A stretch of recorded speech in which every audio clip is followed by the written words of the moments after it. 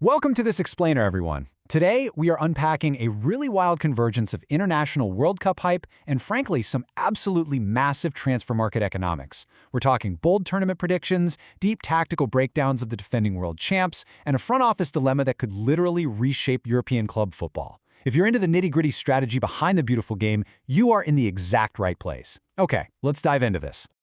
Just listen to this number, 150 million euros. It's a completely staggering figure, right? That is the amount currently being floated as Real Madrid's rumored transfer war chest. In today's football economy, money like that can buy you pretty much anyone. Or, as we're going to see, it can actually back a club into a pretty huge strategic corner. So it really begs the question, how on earth should Real Madrid spend that massive pile of cash? Do they just go all in and drop the whole shebang on a single generational megastar to grab the headlines? Or do they play it smart and reinforce the squad's foundation? Keep that thought in the back of your mind, because the answer involves some of the absolute biggest names in the sport, and we're going to break down exactly how feasible those targets are in just a bit. But first, let's zoom out and look at the global stage where these players actually make their names. Section 1. World Cup bold predictions and dark horses. The predictions coming out of the source material here are, well, they're incredibly bold. For instance, despite all their popularity, Japan might genuinely struggle without a fully fit Mitoma, especially with a defense that's looking a bit vulnerable. On the flip side, Germany is actually tipped to easily make the quarterfinals or even the semifinals, kind of shaking off their recent slumps. We're also looking at potential major surprises from teams like Cabo Verde, DR Congo, and Panama. But you know what the biggest wildcard is? The heat. Seriously, high-pressing European and Asian teams, think Norway, Austria, or Sweden, could really suffer in the sweltering conditions. That gives African and South American teams a massive, distinct physical advantage. And that leads us to the absolute boldest call from the analysis, Senegal. The source highlights them as a proper cup team. Why is that? Because the drop-off in quality between their starting 11 and their bench is basically non-existent.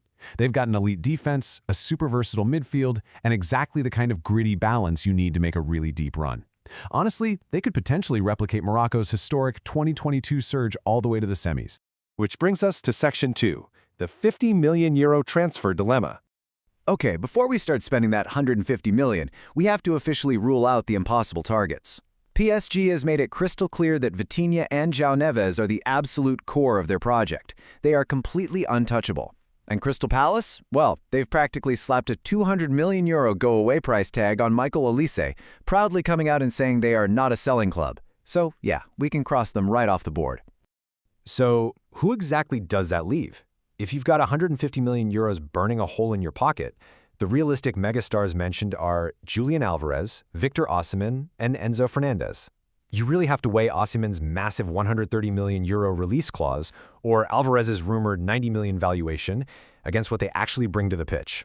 Fernandez offers this incredible midfield control, and Osimhen is, without a doubt, an elite goal scorer. But Julian Alvarez is the guy most heavily linked to Madrid. Here's the catch, though. Just because a player has a sky-high market value doesn't automatically mean they fit the team.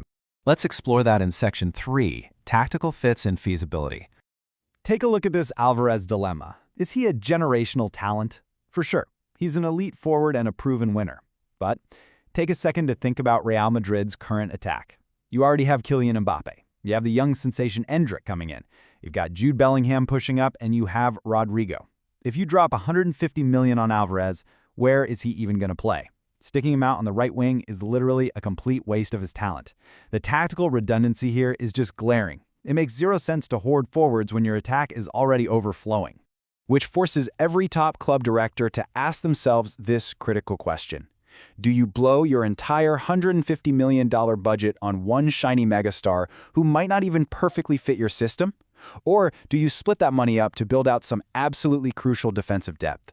The source strongly argues that splitting the cash is the smarter way to go. And looking at the breakdown brilliantly illustrates why that's the right play. Instead of awkwardly forcing another attacker into a jammed lineup, you take that $150 million and you split it.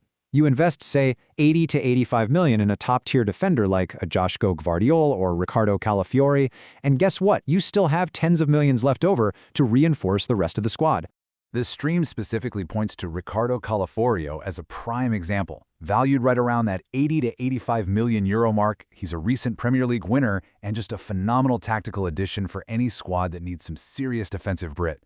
When your attack is already as potent as Madrid's, spending big on a rock-solid, reliable anchor like Calaforio isn't just a smart move, it's literally how you win championships. All right, moving into our final section, Section 4, Argentina's Tactical Blueprint. The tactical chatter in the stream heavily focused on this 3-5-1-1 or 3-5-2 formation for the defending champs. With Leonardo Balerdi out injured, Argentina's defensive depth is really getting tested, meaning guys like Marco Senesi might need to be called up. Fans are heavily debating this back three system using high work rate wingbacks like Nico Gonzalez and Nicolas Tagliafico. And why are they doing this? Because when they go up against physically gritty teams that pack the midfield, like Algeria for example, Argentina absolutely has to match that numerical superiority right in the center of the pitch. But here's Lionel Scaloni's absolute biggest headache. If you're an Argentina fan, the ultimate dream is to see Lionel Messi, Julian Alvarez, and Lautaro Martinez all out there on the pitch, just dismantling defenses together. The reality, though, the source makes it clear this is completely unfeasible. Playing all three of them at once totally wrecks the team's defensive structure and their midfield balance. You actually have to sacrifice one of those elite forwards to keep the team stable. It is a really tough pill to swallow, but hey, tactical discipline is what actually wins tournaments. So what does the path look like for Argentina to retain the cup? Well, if they can manage to top their group, they're probably looking at a really tough test against Uruguay in the round of 32. But if they can navigate past that, the tournament bracket potentially opens up beautifully for them. They'd have a highly favorable route through the quarters, avoiding another absolute heavyweight until at least the semifinals. What's fascinating is that Argentina isn't actually riding an overwhelming wave of global hype this time around. And honestly, that is perfect for them. Remember 2022? They lost to Saudi Arabia right out of the gate. All that immense pressure just vanished, the underdog mentality kicked in, and they became completely lethal. Flying just a little bit under the radar might actually be their greatest weapon. So we've covered a ton today. From the sweltering variables of World Cup predictions, to the painful tactical sacrifices needed to be a champion, to those mind-boggling 150 million euro decisions facing Europe's biggest clubs. I want to leave you with this to chew on. Does a dark horse like Senegal actually shock the world and take home the cup? And who ultimately becomes that 150 million euro signing that completely shifts the balance of power in Europe? The beautiful game literally never stops evolving, and neither does the strategy behind it. Thank you so much for joining me on this explainer, and keep questioning those tactics.